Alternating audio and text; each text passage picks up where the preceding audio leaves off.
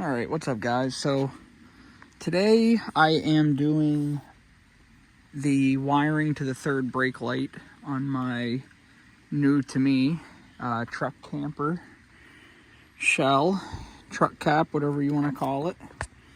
So starting out, in front of your Ford, if you have a 2020, you should have this purple wire with red stripes on it. Should be right up front here. So if we're looking down on the driver's side,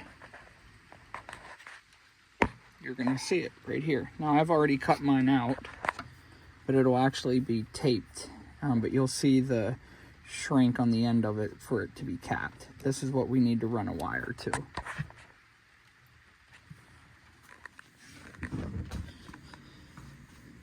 So the way that you're going to be running your wire is, this is the wire here. I have about 20 feet or so to get the bends, and I also have a long bed, so I have a little bit more distance. But make sure you get yourself a wiring sheath protector, something like this. You can also get the looms. That will keep this wire protected as it's ran up under the truck.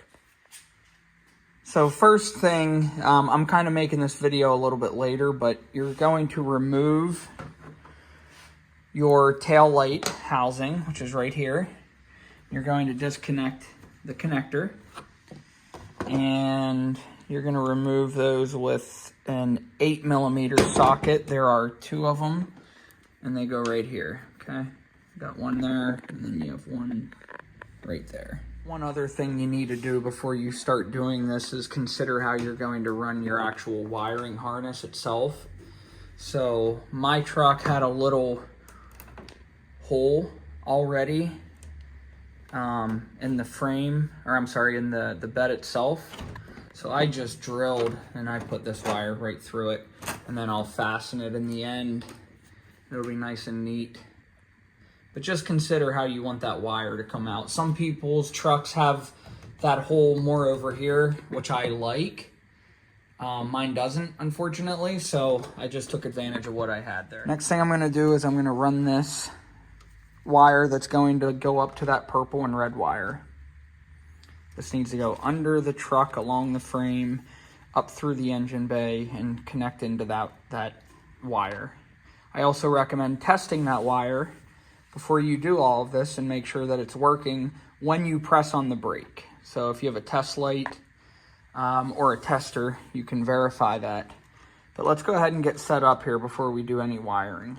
Okay, so I just attached this wire that is going to run to the very front of the truck.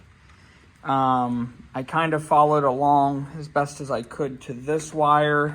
And then really in the back here, as you're running it, just kind of use your best discretion on where you can put it. I don't know that there's a best practice for this, but I kind of ran it up under here, and then you can kind of see how it's going.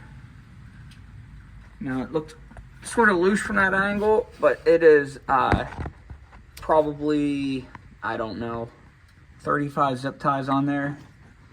Some of them are very heavy duty zip ties, so you just kind of have to do what you can. And then in the front of the truck, this is that same wire, and I had a little bit of extra, which make sure you don't short yourself, and don't pick a day that it's raining like I did. But that's your wire that's going to run your power. And again, that's going to get connected to this wire that Ford already had in there for us, okay? So your final step is to get a good ground, and then you're going to connect the other wire, which I've already taken care of. You're going to connect the other wire to the wire that you chased from the front.